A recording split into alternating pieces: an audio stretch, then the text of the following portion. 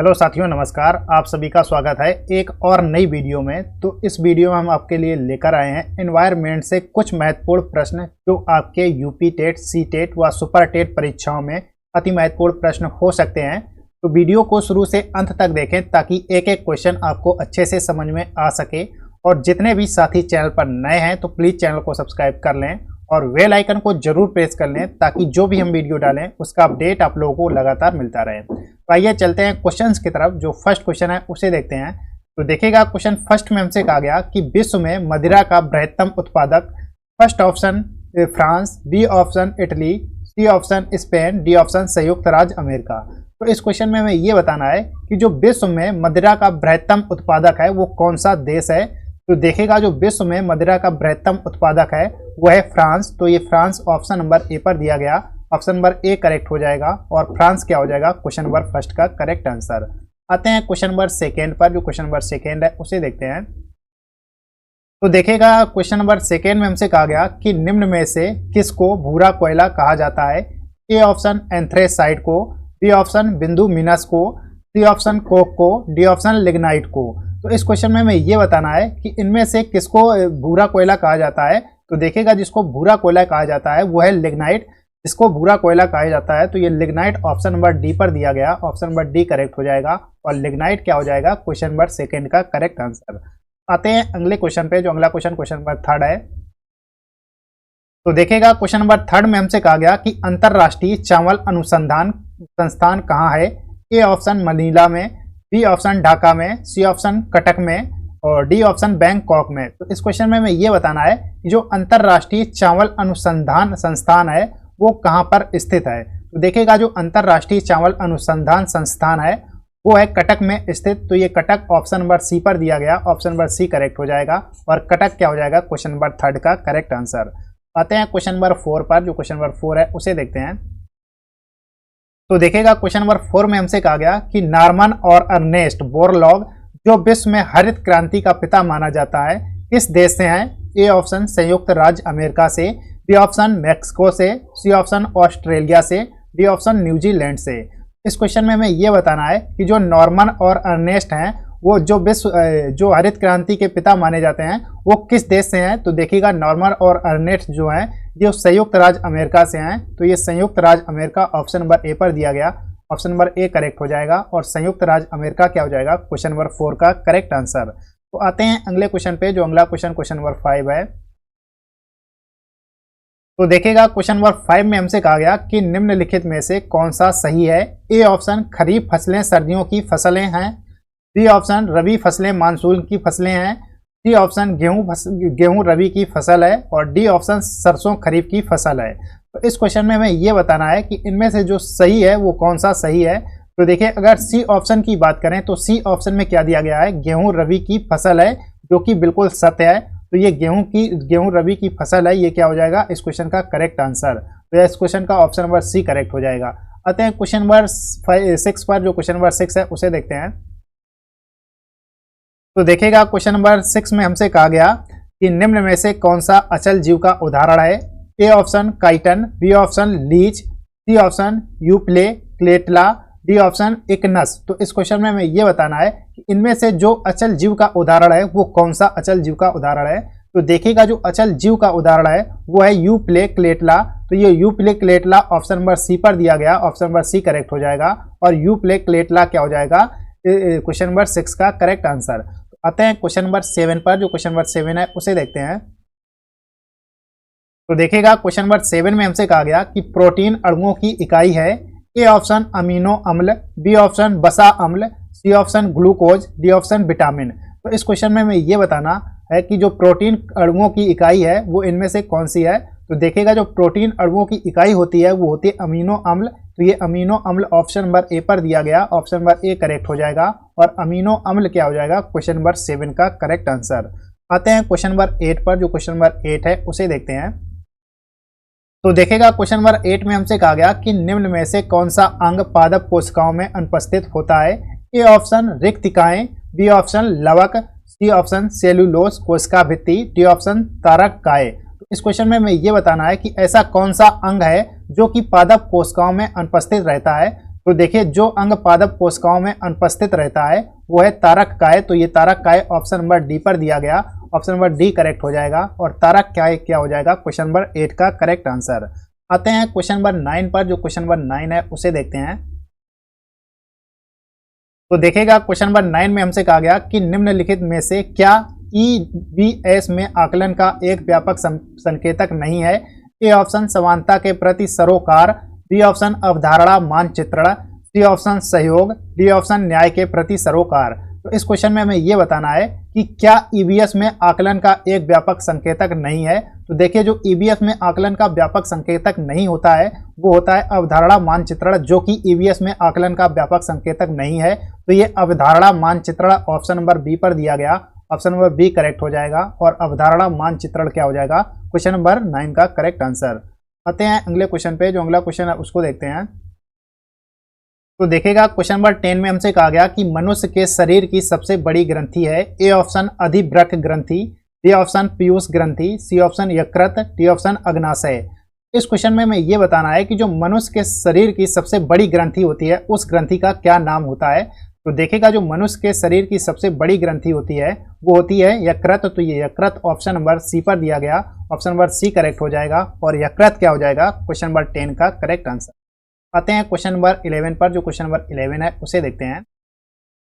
तो question number 11 में हमसे कहा गया कि निम्नलिखित में से कौन सी खरीफ फसल नहीं है।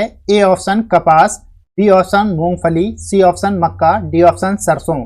तो इस क्वेश्चन में हमें ये बताना है कि इनमें से जो खरीफ की फसल नहीं है वो कौन सी खरीफ की फसल नहीं है। तो देखेगा जो इनमें से खरीफ की फसल नहीं है वो सरसों खरीफ की फसल नहीं है। तो ये सरसों ऑप्शन नंबर डी पर दिया गया, ऑप्शन नंबर डी करेक्ट हो जाएगा और सरसों क्या हो जाएगा क्वेश्चन नंबर 11 का करेक्ट आंसर।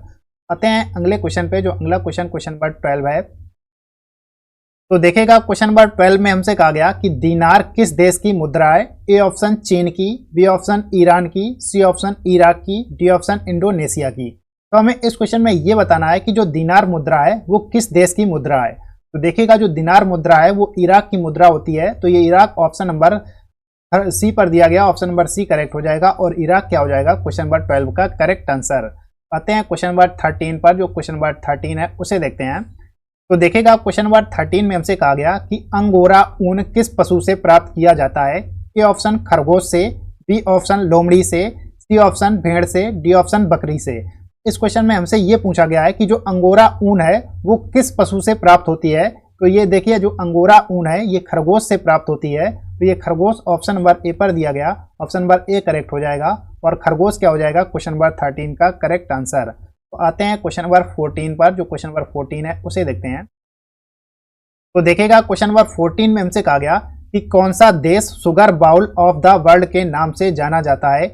ए option Cuba, B option Bharat, C option Brazil, D option USA. इस क्वेश्चन में हमसे पूछा गया है कि ऐसा कौन सा देश है जो कि sugar bowl of the world के नाम से जाना जाता है। तो देखिएगा जो sugar bowl of the world के नाम से जाना जाता है वो क्यूबा जाना जाता है। तो ये क्यूबा ऑप्शन नंबर ए पर दिया गया है, ऑप्शन नंबर ए करेक्ट हो जाएगा और क्यूबा क्या हो जाएगा क्वेश्चन नंबर 14 का करेक्ट आंसर। तो आते हैं क्वेश्चन नंबर 15 पर। जो क्वेश्चन नंबर 15 है उसे देखते हैं। तो देखिएगा क्वेश्चन नंबर 15 में हमसे कहा गया कि निम्नलिखित में से किसे उसके ऊन फाइबर के लिए पाला जाता है। A option alpaca, B option Alabama, C option Apache, D option alluvial. तो हमें इसमें ये बताना है किसको ऊन फाइबर के लिए पाला जाता है। तो देखिएगा जिसको ऊन व फाइबर के लिए पाला जाता है वो है अल्पाका, जिसको ऊन व फाइबर के लिए पाला जाता है। तो ये अल्पाका ऑप्शन नंबर ए पर दिया गया, ऑप्शन नंबर ए करेक्ट हो जाएगा और अल्पाका क्या हो जाएगा क्वेश्चन नंबर 15 का करेक्ट आंसर। आते हैं क्वेश्चन नंबर 16 पर। जो क्वेश्चन नंबर 16 है उसे देखते हैं। तो देखिएगा क्वेश्चन नंबर 16 में हमसे कहा गया कि निम्नलिखित में से कौन ट्रांसजेनिक फसल का एक उदाहरण नहीं है। ए ऑप्शन बैगन, बी ऑप्शन पालक, सी ऑप्शन टमाटर, डी ऑप्शन मक्का। तो इस क्वेश्चन में हमें ये बताना है कि इनमें से ऐसी कौन सी वो है फसल है जो कि ट्रांसजेनिक फसल का एक उदाहरण नहीं है। तो देखिएगा जो ट्रांसजेनिक फसल का उदाहरण नहीं है वो है पालक, जो कि ये ट्रांसजेनिक नहीं होती है। तो ये पालक ऑप्शन नंबर बी पर दिया गया, ऑप्शन नंबर बी करेक्ट हो जाएगा और पालक क्या हो जाएगा क्वेश्चन नंबर 16 का करेक्ट आंसर। आते हैं अगले क्वेश्चन पे। जो अगला क्वेश्चन क्वेश्चन नंबर 17 है। तो देखिएगा क्वेश्चन नंबर 17 में हमसे कहा गया कि गैर पारंपरिक ऊर्जा के संदर्भ में OTE का क्या मतलब है। ए ऑप्शन समुद्री ज्वार ऊर्जा, बी ऑप्शन समुद्री ऊष्मीय ऊर्जा, सी ऑप्शन समुद्री ज्वारीय ऊर्जा और डी ऑप्शन अन ऊष्मीय ऊर्जा। इस क्वेश्चन में हमें यह बताना है कि जो गैर पारंपरिक ऊर्जा के संदर्भ में जो OTE का मतलब होगा वो क्या मतलब होगा। तो देखिएगा जो गैर पारंपरिक ऊर्जा के संदर्भ में OTE का मतलब होगा वो होगा समुद्री ऊष्मीय ऊर्जा। तो ये समुद्री ऊष्मीय ऊर्जा ऑप्शन नंबर बी पर दिया गया, ऑप्शन नंबर बी करेक्ट हो जाएगा। और समुद्री ऊष्मीय ऊर्जा क्या हो जाएगा, क्वेश्चन नंबर 17 का करेक्ट आंसर। आते हैं क्वेश्चन नंबर 18 पर। जो क्वेश्चन नंबर 18 है उसे देखते हैं। तो देखेगा क्वेश्चन नंबर 18 में हमसे कहा गया कि पेड़ों की कतारों के बीच में फसलें उगाने को क्या कहते हैं। ए ऑप्शन सामाजिक वानिकी, बी ऑप्शन झूम, सी ऑप्शन तोंग्या प्रणाली, डी ऑप्शन कृषि वानिकी। तो इस क्वेश्चन में हमसे ये पूछा गया है कि जो पेड़ों की कतारों के बीच में फसलें उगाने को कहा जाता है वो क्या कहा जाता है। तो देखेगा जो पेड़ों की कतारों के बीच जो फसलें उगाने को कहा जाता है उसे कहा जाता है तोंग्या प्रणाली। तो ये तोंग्या प्रणाली ऑप्शन नंबर सी पर दिया गया, ऑप्शन नंबर सी करेक्ट हो जाएगा। और तोंग्या प्रणाली क्या हो जाएगा, क्वेश्चन नंबर 18 का करेक्ट आंसर। इसी प्रकार से आते हैं क्वेश्चन नंबर 19 पर। जो क्वेश्चन नंबर 19 है उसे देखते हैं। तो देखिएगा क्वेश्चन नंबर 19 में हमसे कहा गया कि निम्नलिखित में से कौन धूम्र नगर के नाम से जाना जाता है। A option Kolkata, B option Chicago, D option C option London, D option Lanzhou. तो हमें इस क्वेश्चन में ये बताना है कि इनमें से ऐसा कौन सा है जो कि धूम्र नगर के नाम से जाना जाता है। तो देखिएगा धूम्र नगर से जो नाम से जाना जाता है वो है शिकागो, जो कि ये धूम्र नगर नाम से जाना जाता है। तो ये शिकागो ऑप्शन नंबर बी पर दिया गया, ऑप्शन नंबर बी करेक्ट हो जाएगा। और शिकागो क्या हो जाएगा, क्वेश्चन नंबर 19 का करेक्ट आंसर। आते हैं क्वेश्चन नंबर 20 पर। जो क्वेश्चन नंबर 20 है उसे देखते हैं। तो देखेगा क्वेश्चन नंबर 20 में हमसे कहा गया कि कौन सा प्रदेश संसार का ब्रेड बास्केट कहलाता है। ए ऑप्शन शीतोष्ण घास का मैदान, बी ऑप्शन सवाना घास का मैदान, सी ऑप्शन भूमध्य सागरीय प्रदेश, डी ऑप्शन मध्य अक्षांशीय वन। इस क्वेश्चन में हमें ये बताना है कि ऐसा कौन सा प्रदेश है जो कि ब्रेड बास्केट कहलाता है। तो देखिएगा जो ब्रेड बास्केट कहलाता है वो है शीतोष्ण घास का मैदान, जो कि ये ब्रेड बास्केट कहलाता है। तो ये शीतोष्ण घास का मैदान ऑप्शन नंबर ए पर दिया गया, ऑप्शन नंबर ए करेक्ट हो जाएगा। और शीतोष्ण घास का मैदान क्या हो जाएगा, क्वेश्चन नंबर 20 का करेक्ट आंसर। आते हैं क्वेश्चन नंबर 21 में। जो क्वेश्चन नंबर 21 है उसे देखते हैं। देखिएगा क्वेश्चन नंबर 21 में हमसे कहा गया कि उत्तर प्रदेश का राज्य पक्षी है। ए ऑप्शन मोर, बी ऑप्शन गौरैया, सी ऑप्शन सारस, डी ऑप्शन तोता। तो इस क्वेश्चन में हमसे ये पूछा गया है कि जो उत्तर प्रदेश का राजकीय पक्षी है उस पक्षी का क्या नाम है। तो देखिएगा जो उत्तर प्रदेश का राजकीय पक्षी है वो है सारस। तो ये सारस ऑप्शन नंबर सी पर दिया गया, ऑप्शन नंबर सी करेक्ट हो जाएगा। और सारस क्या हो जाएगा, क्वेश्चन नंबर 21 का करेक्ट आंसर। थैंक्स दोस्तों, आज के लिए इतना ही। दोस्तों अगर वीडियो पसंद आए तो लाइक शेयर और कमेंट करना बिल्कुल ना भूलें। और जो भी साथी चैनल पर नए हैं तो प्लीज़ चैनल को सब्सक्राइब कर लें और बेल आइकन को जरूर प्रेस कर लें ताकि जो भी हम वीडियो डालें उसका अपडेट आप लोगों को लगातार मिलता रहे। तो थैंक यू, धन्यवाद।